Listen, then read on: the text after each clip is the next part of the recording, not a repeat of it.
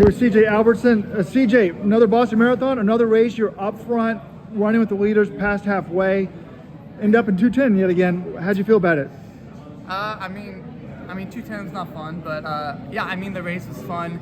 I mean, I don't know how many times you're gonna get to run with a field like that. I actually, before the race, if they went out, you know, in 62, I don't know what we were, like 62:10, 62:15, I would have thought I couldn't run that. I didn't think I could even run a half marathon that fast. I didn't really necessarily know we were going that fast either. We were just kind of running, and I actually felt, you know, pretty decent, pretty good. And then obviously, you know, then I didn't. Especially when it started raining, just kind of got cold, and obviously, you know, I'm sure I was tired too.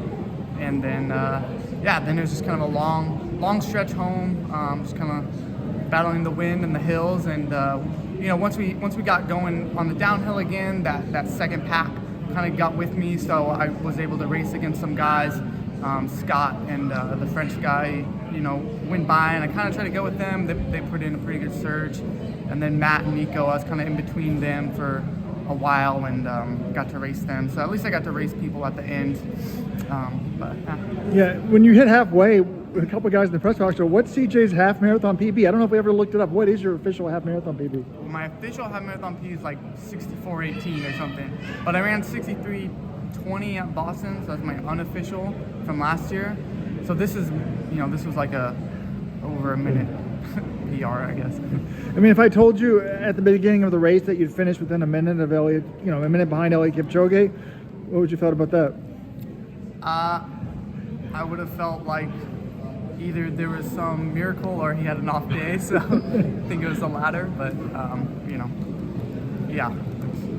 And I know you love Boston, but have you thought about what's next? We try to get another marathon in before the trials, or? I'm not really sure. I mean, before coming into Boston, I was just a little kind of maybe burnt out, you would say. So like, I was just like, I'm just gonna get through Boston and figure it out later. You know, because I want to be mentally fresh for the trials. So I haven't really thought about it. Just, you know, whatever it'll be. I guess if I'm in really good shape, then hop in a race, I guess. But I don't know. Yeah. We'll see. When you and Connor were up there in the league group, were you guys say anything to each other? Like, not really. I think he joked once or twice, like, "Oh, he's back again," because I'd always drop back kind of whenever there were the hills, and then especially in the first half, then there'd be long stretches of downhill, so then I'd wind up back in the pack again, and then they'd hit the uphills, and then I'd get dropped again, and then I'd like wind up back in the front. So, but yeah, I mean, we weren't really saying too much, you know, and then I don't know where he fell off, but yeah, we ended up almost right together. I think I finished like 5 seconds behind him. All right, thanks so much. Well, just curious, what's your biggest takeaway from the race today, kind of going forward? I don't know, I guess if I just get more fit and get a little bit stronger, you know, that 206 that I've been like thinking of isn't really, it's not like too far away. I mean, I felt reasonably comfortable through half, and you know, on a windy, rainy Boston course, like obviously like it didn't come close to finishing it out, but it's also like, you know, if I back off a minute through the first half and we're running in a good pack, you know, I like warm weather. Like, let's get some 63-degree marathon days. You know, Orlando's gonna be nice, although historically I haven't been great in the humid weather, but could be drier in February. So I don't know. We'll see. But yeah, it was fun, and I got to run with the best. So I think I would have finished around the same place. Maybe I could have nipped out 10th if I ran with the second pack, but who really cares? It was more fun running up front. Can you say more about the weather? Like, when did it become weather that really affected? Yeah, the weather was super nice, I would say. I mean, the headwind's not nice, but there was a pack, so it was nice sitting in the pack.